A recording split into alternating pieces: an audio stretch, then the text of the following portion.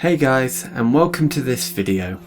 Today we'll be discussing Sony's latest video game system, the PlayStation 5, as well as the pack-in title that comes free with it, Astro's Playroom, and how the game showcases all of the PlayStation 5's unique features in interesting ways that help to really show off just what the system can do. We'll be taking a look at the DualSense Controller, including how Astro's Playroom effectively showcases each of the unique features of it, as well as cover the most interesting features of the PlayStation 5 hardware itself, such as the 3D audio tech, the SSD and load times, as well as the effectiveness of the PlayStation 5 UI. If you are only interested in certain aspects of this video, I'll try to ensure everything is timestamped so that you can skip to the parts that interest you. I should also point out that the footage used in this video, whilst recorded myself during gameplay, isn't a complete accurate representation of what I saw during gameplay, as my capture card is only capable of outputting video at 1080p resolutions instead of the native 4K resolution experienced in the game itself. I also haven't really had the opportunity to play any other PlayStation 5 games on the system yet, so I'll only be talking about the graphical and performance capabilities of the system in regards to Astro's Playroom and the few backwards compatible PS4 titles I've played thus far on it. As always, if you enjoyed this video, be sure to hit the like button and subscribe to avoid missing out on any future content, and also if you have any thoughts on the console, Astro's Playroom or the video in general, be sure to let me know in the comments below. Anyway, let's get on with the video. This is Astro's Playroom and the PlayStation 5.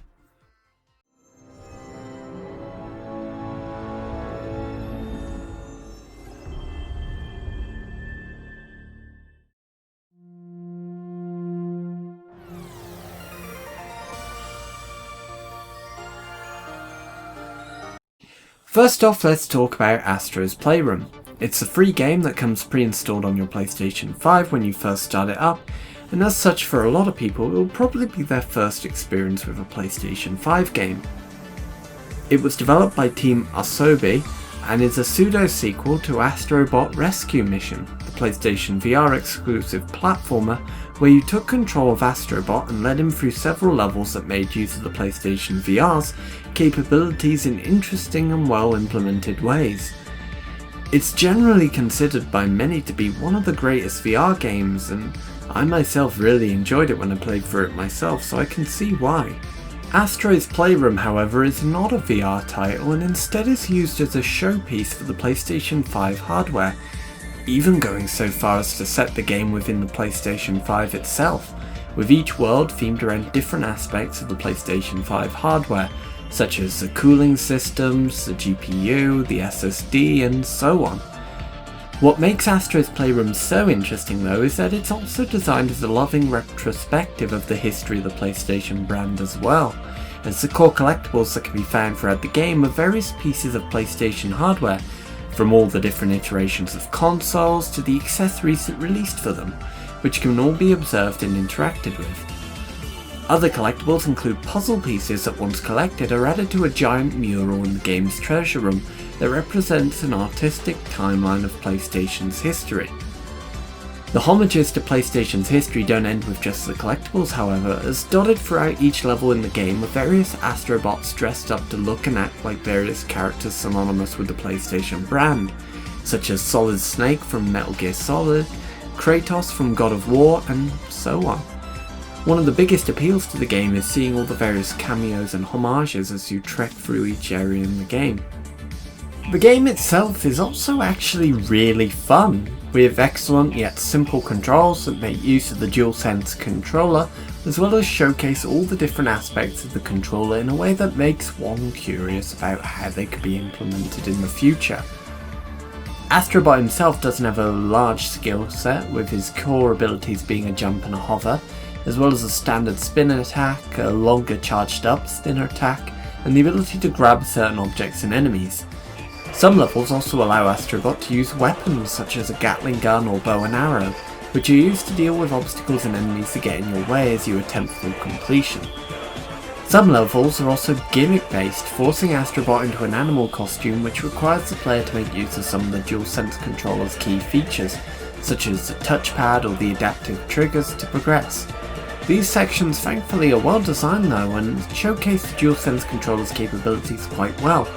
though I'll go into more detail on how when we get to the portion of the video where I cover the DualSense and its features.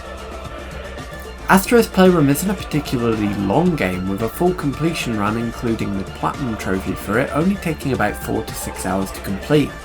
But despite that, it stays consistently fun throughout, with each level never outstaying its welcome. The levels in the game themselves are all really fun to explore, with each world being themed after a different PlayStation console, with their own unique biomes and level gimmicks. My personal favourite levels was one set in the GPU jungle stage, as it was an area densely packed with really nice foliage, complete with impressive lighting and general level design. The music as well is really nice throughout, with each world having its own music track that helps to keep you content as you plod through each level, and whilst they aren't particularly long or memorable, they don't get tedious or mind-numbing to listen to for too long either. I will say though that any game that features the PlayStation 1 startup sound effect immediately gets a 10 out of 10 in the sound department in my book anyway, so I guess it doesn't matter whether I like the music or not then. Overall, for what it amounts to, Astro's Playroom is an incredibly good pack-in title for the system, and it manages to evoke the same wonder and spectacle that a lot of mascot platformers like Mario and Sonic manage, but with effective gameplay, entertaining nods to Sony's past, and it manages to really show off a lot of what the PlayStation 5 hardware can do.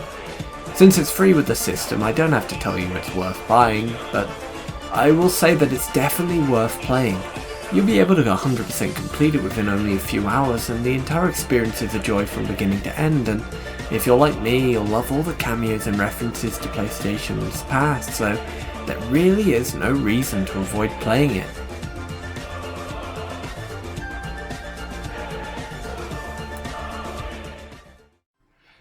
One of the things that sets the PlayStation 5 apart the most from all other consoles is its controller, the DualSense, which features a lot of unique mechanics and features that could be utilised in interesting ways provided developers use them effectively.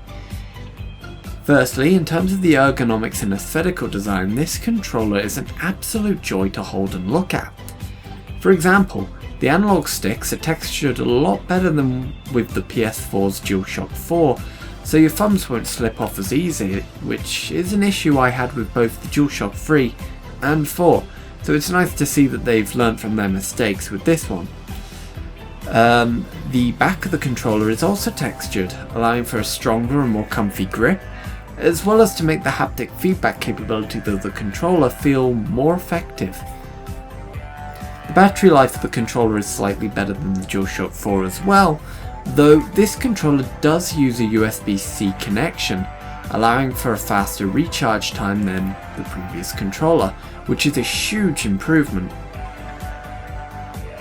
The triggers and buttons also feel a lot better than its predecessors, though admittedly not by much due to the iterative design, and the controller as a whole is a lot weightier than previous controllers, but thankfully in a way that makes the controller feel less cheap and frail and not a pain to hold. Honestly, after using it for several hours playing through Astro's Playroom and several PS4 games, it's easily my favourite PlayStation controller overall thus far, and honestly it might even be my favourite controller ever in general, and that's not even when taking into account the unique aspects of the controller that make it above and beyond anything else I've ever used before. So let's get into those aspects of the controller and how in particular Astro's Playroom utilises them effectively to show how they can be implemented in gameplay. First off, the back triggers of the DualSense controller, as in the L2 and R2 buttons, are adaptive triggers, meaning that during gameplay, depending on what you're doing, tension can be applied to the triggers so that it's more difficult to push them down. Not only that, but games can determine how far the triggers are being pressed down and translate that into gameplay. For example, when playing a game where you're shooting a gun, you'll be able to press the trigger down halfway before meeting some tension, and once you push past that, the gun is fired. But because of that tension, when the gun is fired, you often feel some pushback similar to what happens when firing an actual gun, heightening immersion. Astro's Playroom utilises the adaptive triggers in interesting ways, such as this section in the cooling spring stage where you take control of a frog suit and have to press down the triggers and let go to jump and move around the stage, with how far you jump being determined by how much you press the triggers down. Likewise, another example is in the GPU jungle world where you need to use a monkey suit to progress, with the triggers being used to grasp various outcrops from the cliffside. Some of these outcrops are fragile, however, and will crumble if you press down fully on the triggers, so you have to push them about halfway down to grasp them to progress. From my experience with the triggers, they're really quite effective, and I can't wait to see how other games will utilise them to enhance the gameplay experience. I could see games that use ranged weaponry benefiting from them quite a bit, with guns in the way I mentioned earlier, but also bows would be able to make use of the adaptive triggers as well, with the strength of a bow pull being determined by how far you push the trigger down. Next up is the controller's haptic feedback capabilities, which for all intents and purposes can be described as a more accurate and impressive implementation of the rumble feature most controllers have had for the past 20 or so years. Haptic feedback, however, is a lot more impressive in the sense that the rumble sensation itself can be triggered anywhere on the controller to differing levels of intensity, as opposed to the standard implementation where the entire controller rumbles from a central point and that's it. Haptic feedback, in summary, is basically a feature that uses very precise vibrations to heighten the immersion felt when playing a video game, and can be used in tons of different ways, such as simulating the feel when traversing over a rough surface in a game, or feeling the force from an explosion coming from a certain direction. Good haptic feedback can really add a lot to a video game's immersion as a result, and from what is demonstrated in Astro's Playroom, I'm pleased to report that the haptic feedback capabilities of the DualSense Controller are without a doubt the best implementation of this mechanic I've seen, easily surpassing Nintendo's HD Rumble and other such controllers that use some form of haptic feedback that I've experienced so far. Astro's Playroom utilises haptic feedback in a plethora of different ways, most commonly when you move Astrobot across different surfaces such as ice, metal, rough rocky terrain and so on, as well as to simulate different weather conditions such as walking through a sandstorm, heavy wind and rain. It's genuinely fascinating stuff, and I really can't overstate just how much it improves the overall gameplay experience. It made me really realise that until now most developers only have really targeted 2 of them 5 human senses during game development, that being sight and sound, and as such it's difficult to get fully immersed in a game because of that, because how can you if you're not using all 5 of your senses? So when games like Astro's Playroom utilise haptic feedback effectively in various different ways to simulate touch, it really does create a gameplay experience quite unlike anything else I've ever encountered, and I'm really excited to see how future games plan on utilising it. Just like the DualShock 3 and 4, the DualSense also has some motion sensors built to detect whether you're tilting the controller at all. Honestly standard stuff at this point for a Sony controller, and there's not much of note to really talk about here. You'll use it frequently in Astro's Playroom to steer the aforementioned frog suit and monkey suit, as well as to rotate the various PlayStation artifacts collected over the course of the game. It's still cool stuff, don't get me wrong, but considering how this feature has been present for several generations now, it doesn't really have the same wow factor as haptic feedback and adaptive triggers do, you know?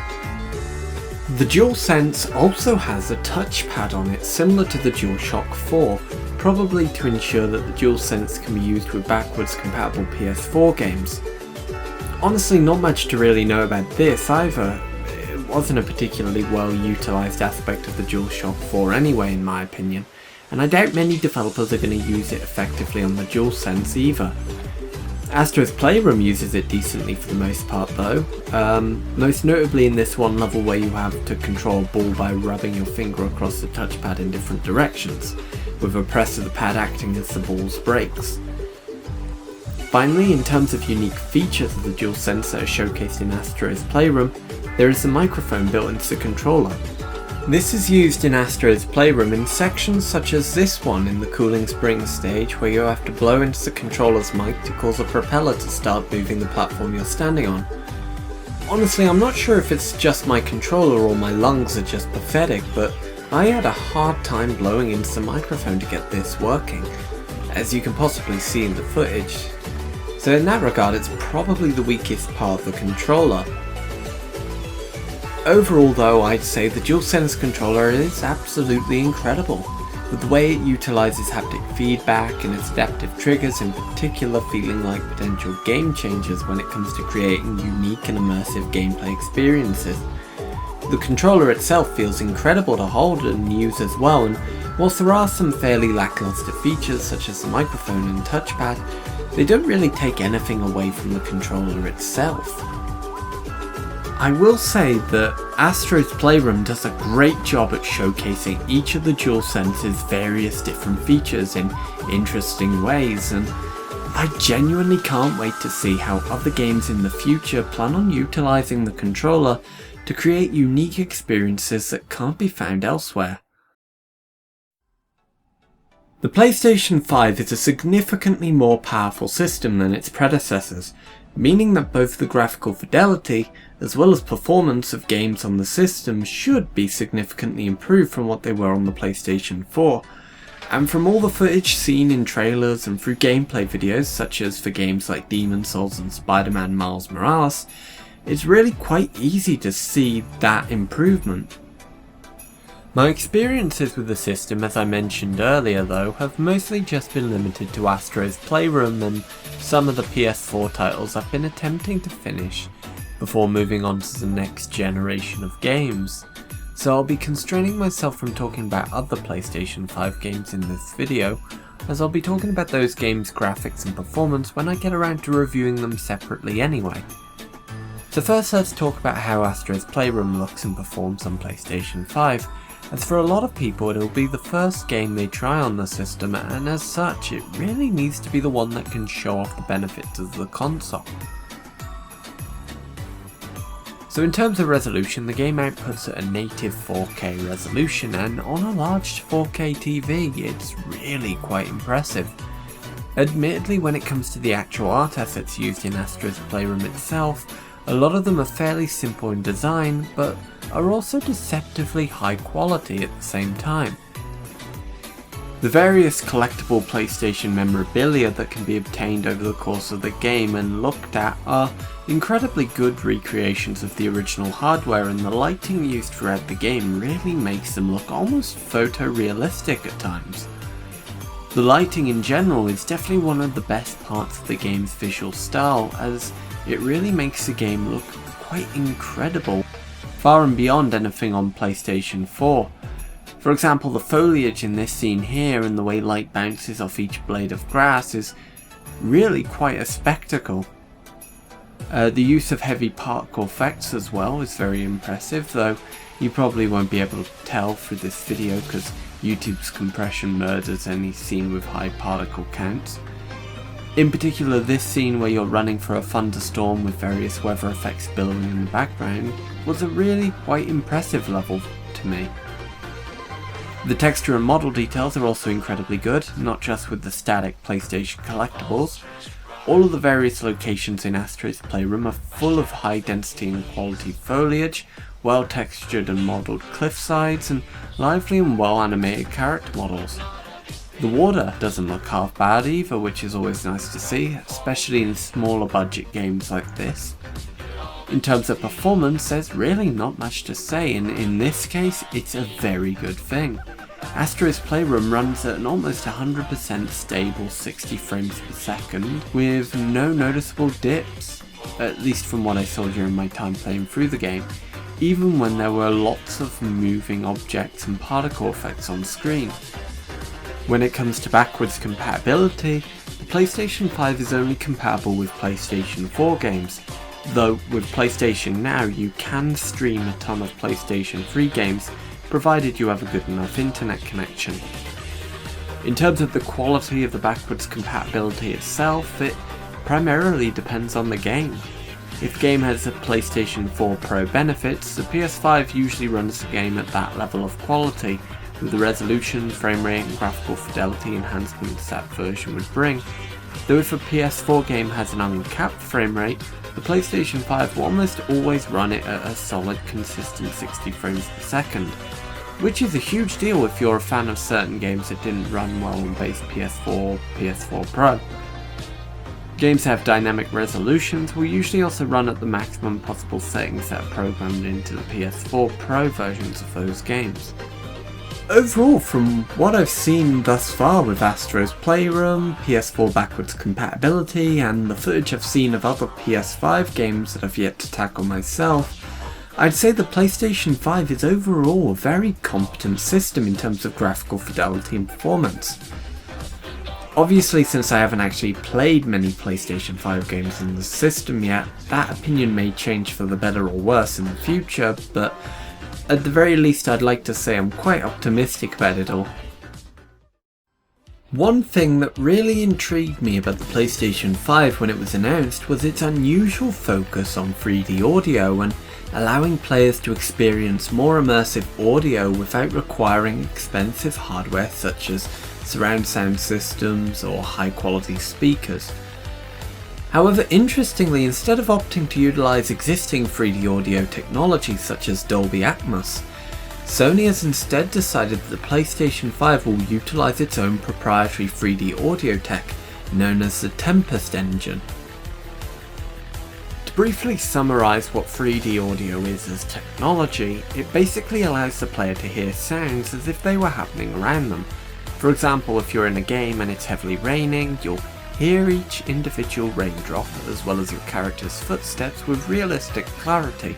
almost as if you were actually in the character's place. From what I've gathered, 3D audio is more beneficial for gaming than stereo and surround sound are, due to how immersive it is and how it can positively affect the gameplay experience. For example, you'd be able to tell what direction an attack is coming from without requiring a visual cue like most games currently do, and I can see it being heavily utilised in competitive multiplayer games as you'll be able to hear players' footsteps and where the noise is coming from before you're able to see them, allowing for you to more effectively ambush them. Honestly, the potential for 3D audio is vast, and if it can be utilised well, it will definitely be able to create more unique and memorable experiences for players. The question is though, how does Sony's implementation of 3D audio fare in the PS5 in its current state? Well, for starters, at present 3D audio on PlayStation 5 is only available through headsets, though Sony has stated that they are working on making the console capable of delivering 3D audio through other sound systems such as television speakers, surround sound systems, etc. at some point in the future. 3D audio is something that's impossible for me to demonstrate sadly, as since it's only available through headsets at present, there's no real way for me to actually capture it. Still, I'll try to explain as best as I can what my impressions of 3D audio on PlayStation 5 have been like so far. For the purposes of this section of the review, I use the Sony Pulse 3D headset, which is the headset that was advertised as part of the PlayStation 5's launch accessories and is supposedly designed to make full use of the PS5's 3D audio capabilities. In terms of the headset itself, it's really comfy, feels high quality, the microphone is good too, though I haven't really had many opportunities to use it myself, and the overall sound quality is superb for the price. I've tested the 3D audio quality with only 2 games that are compatible with it so far, Astro's Playroom and Ghost of Tsushima, the latter of which is one of the few PlayStation 4 games that has the capabilities built in for 3D audio, and wow, I have to say I've been incredibly impressed with the results. Firstly, in the case of Astro's Playroom, it uses 3D audio quite extensively throughout, and it's the game that made me realise just how incredible the combination of haptic feedback and 3D audio can be. In particular, this area where you've got to traverse various platforms as rain and thunder billow around you. With the 3D audio, you hear every drop of rain around you as well as the slight tink your feet make when running across some metal platforms. Now, combine that auditory experience with what you're also feeling with the haptic feedback, where you feel every step you take and the small vibrations from the thunder and rain, and it's all really quite intense. Ghost of Tsushima was pretty similar in that regard, though I tried the 3D audio capabilities of it on my PlayStation 4 Pro, which doesn't utilise the Tempest 3D audio engine. But thankfully, despite that, the 3D audio in Ghost is still brilliant, with the way rain and wind billow around you, combined with the sharp clanging of swords, shields and spears, as well as the shouts of archers warning you of incoming fire. It's all really spectacular, and I can't wait to see more and more developers incorporate it into their games, as after experiencing it for myself and going back and playing games that don't have that functionality, those games definitely feel like they're missing something by not integrating 3D audio. I know it probably sounds like I'm over-exaggerating just how good the Tempest 3D audio tech sounds, since I can't really demonstrate it through this video, but trust me when I say that at least in Astro's Playroom, it definitely transforms the experience completely in a way that gets you a lot more immersed in the game, especially in combination with haptic feedback. Honestly, when Sony get around to making a second VR headset designed with PS5 in mind, the 3D audio and haptic feedback are really going to give it an edge that might allow it to catch up with some of the more expensive premium PC VR headsets out there. So yeah, overall I'd say that the 3D audio capabilities are definitely impressive so far from what I've seen, and I can definitely see it being quite the game changer when it comes to the overall gameplay experience. At least I think it will when the PlayStation 5 eventually allows for 3D audio to be available through all audio output types instead of just headsets. One of the biggest features of the new generation of consoles was with their utilisation of solid-state drives instead of hard disk drives for storing games and save files, as a way to drastically reduce in-game load times as well as reduce the need for artificial load screens that impede general game design, such as all the overly long climbing sections in Uncharted or God of War, or alternatively the abundance of games that have you riding overly long elevators to get to the next area of the game instead of a standard load screen. Both the Xbox Series X and PlayStation 5 utilise these solid-state drives, and from what I've seen both through personal use and through various other YouTube videos, the difference is night and day compared to hard disk drives. From what I've seen though, Sony's implementation appears to be slightly better overall, primarily due to the incredibly fast I/O throughput that the PS5 is capable of, which admittedly is probably only going to be utilised best by console exclusive titles. This is proven quite incredibly by Astro's Playroom, which features little to no load screens and takes no more than 2 to 3 seconds to reach each world in the game.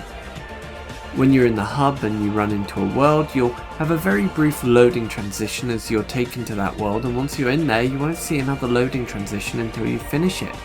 as each level in that world will be fully loaded and ready to go by the time you reach it. The same occurs when you attempt to fast travel to other worlds or levels through the pause menu, or through the PlayStation UI's unique activity and card system, only taking a couple seconds to load in that new area in full clarity, ready for you to run around and explore. In fact, as you can see here, booting the game from the PlayStation home menu via one of the game's activity cards loads the game incredibly quick. In fact, significantly quicker than loading the game normally, as you skip all the splash screens and the main menu completely by doing it this way. Admittedly, Astro's Playroom isn't the largest game in terms of world or level size, so perhaps it's to be expected that the load times for such a game are so short. But just as another example, Marvel's Spider-Man Remastered as well as its sequel Miles Morales both take under 10 seconds each to load the game from the main menu, with little to no load screens after that until you close the game, which is much more impressive considering the size of the open world in those games, as well as the complexity of the geometry and textures that need to be loaded in compared to those found in Astro's Playroom. Finally, if you have the PlayStation 5 model that comes with a disk drive, the install speed for games from disk onto the PlayStation 5 SSD is really quick, only taking a couple minutes as opposed to the 20 to 30 minutes some games took on the PlayStation 4. That's not to say the Xbox Series X or S are slouches in that regard either, because the load times on those systems are incredibly good as well, but due to the lack of any real console exclusive titles, it's difficult to really know just how incredible those consoles' SSDs are when there aren't many titles utilising their full potential, at least compared to the PlayStation 5. Next up, let's talk about the general UI of the PlayStation 5, as it will be what you see a lot of when using the system as well as when in games. In terms of layout and appearance, it for the most part feels like an evolution of the PlayStation 4's appearance, with everything looking fairly clean and well displayed. The biggest improvement, however, is the speed at which the UI performs, which was one of the biggest flaws with the PS4 hardware, as it took a long time for program details to load, especially when scrolling through your game library. But now, when hovering over a game or scrolling down to see more info, it all loads in almost instantaneously. The general presentation of the UI is fairly nice as well, with the main home menu presented similarly to how the PS4 home menu was laid out, with cards representing your most recently accessed games and apps present for you to scroll through. On PlayStation 5, however, there are some core differences to the home menu that I think work for the better.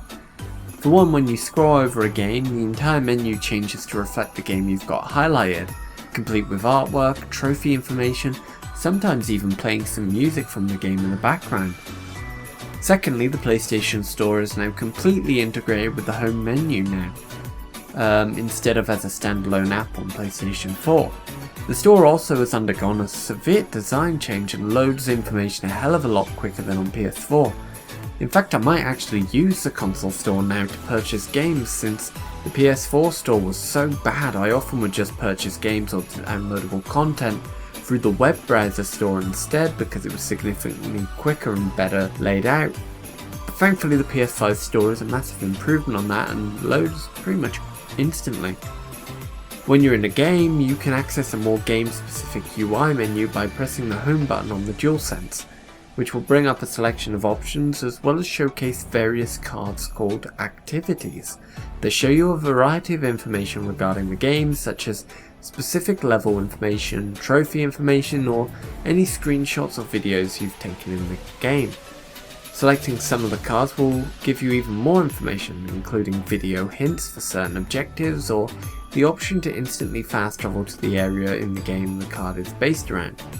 The activity system is surprisingly well implemented, and I find myself using it quite frequently during games. Admittedly, backwards compatible games don't really include activity integration aside from trophies, but for PS5 games it's quite the valuable resource. The other features of the UI menu are fairly similar to those of the PS4 UI's options, such as viewing up messages, party information, accessories in use, and so on,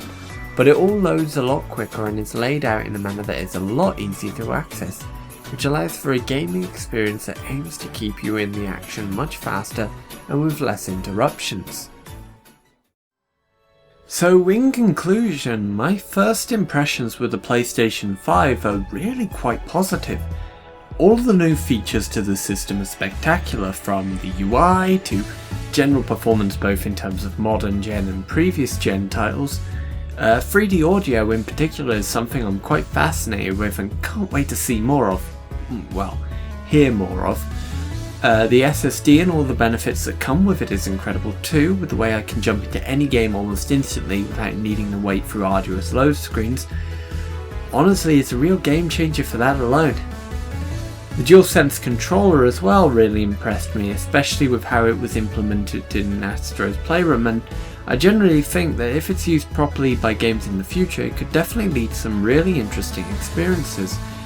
Both the haptic feedback and the adaptive triggers are really quite great, and I only hope developers decide to make use of some of these features of the controller. Astro's Playroom was a spectacular packing title for the system as well, as it effectively showcases all of the features of the new system in really interesting and innovative ways, whilst also being a completely enjoyable and entertaining experience in its own right. Fans of PlayStation and gaming in general will find the nostalgic cameos and references to PlayStation's past quite entertaining as well, and after this and Astrobot Rescue mission on the PlayStation VR, I only hope Team Asobi are given more chances to make Astrobot games in the future. So yeah, the PlayStation 5 so far seems really quite incredible, and I can't wait to see what new games and experiences will come its way. In terms of the games I currently own that I might be making reviews of in the future, I've got Demon's Souls, Bugsnax and Immortals Phoenix Rising at the moment. Though I might not be able to get reviews for those out until the New Year's, I'm currently working on a Yakuza Like a Dragon review at the moment, and large, long JRPGs are quite difficult to make comprehensive reviews for. But I digress. If you enjoyed this video, be sure to hit the like button, subscribe so that you don't miss out on any future content, and comment below if you have any thoughts on the PlayStation 5 so far. As always, I'm curious to see what you all think. This has been Kingdom H, and thanks for watching. I'll see you next time.